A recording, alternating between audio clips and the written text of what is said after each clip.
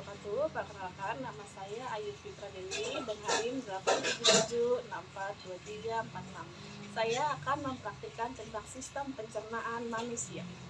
Pencernaan pada manusia itu yang pertama ada mulut, kerongkongan, lambung, usus halus, usus besar, dan anus. Bagian terdepan dari sistem pencernaan manusia adalah mulut. Pada bagian mulut terdapat beberapa bagian penting, yaitu ada lidah yang berfungsi untuk merasa makanan, memposisikan makanan agar dikunyah, dan membantu makanan untuk menelan.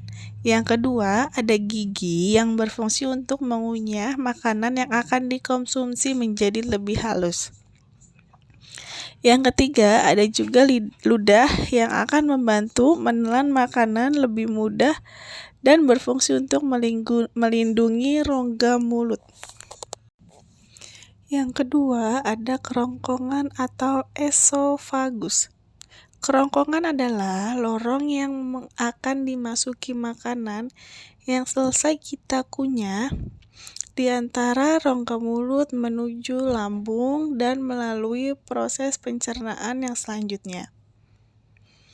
Kerongkongan atau esofagus melakukan tugasnya yaitu melakukan gerakan yang disebut gerakan peristaltik yang membantu dorongan makanan yang sudah dikunyah masuk ke dalam lambung secara perlahan-lahan. Lambung disebut juga ventrikulus, yang berbentuk seperti kantong yang menggelembung dan letaknya ada di bagian kiri dalam rongga perut. Lambung secara garis besar terdiri dari 3 bagian yang memiliki fungsi dalam sistem pencernaan, salah satunya yaitu menghasilkan asam klorida yang akan membasmi semua mikroorganisme yang ada pada makanan yang kita konsumsi.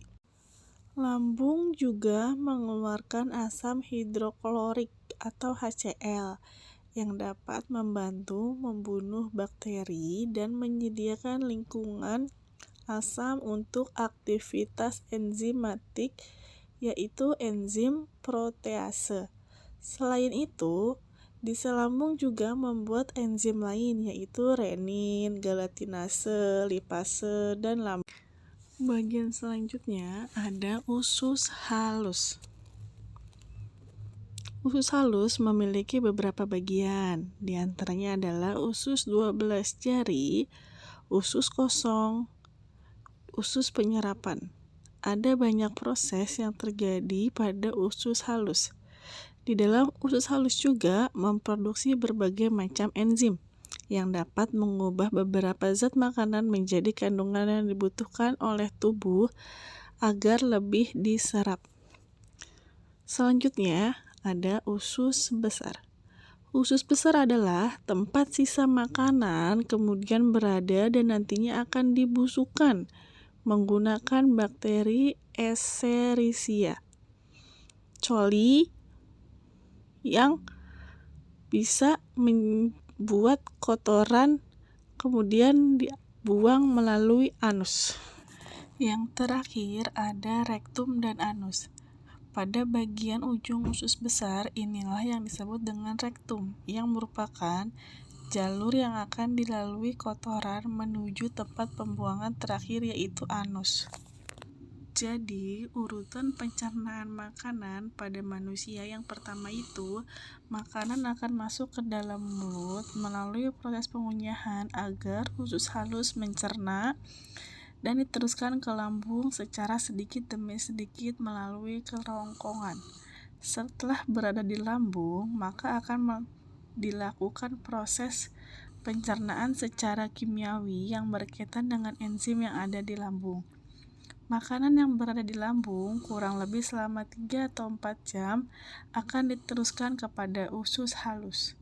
Usus halus nantinya makanan itu akan dipilih dari kandungan yang diperlukan tubuh dan sisa-sisa makanan. Sisa makanan kembali diteruskan ke dalam usus besar dan diubah menjadi feses. Sedangkan kandungan makanan yang diperlukan oleh tubuh disebarkan ke berbagai tubuh yang memerlukannya. Setelah sisa makanan menjadi feses, maka akan diteruskan ke rektum. Saat penuh akan dikeluarkan melalui anus.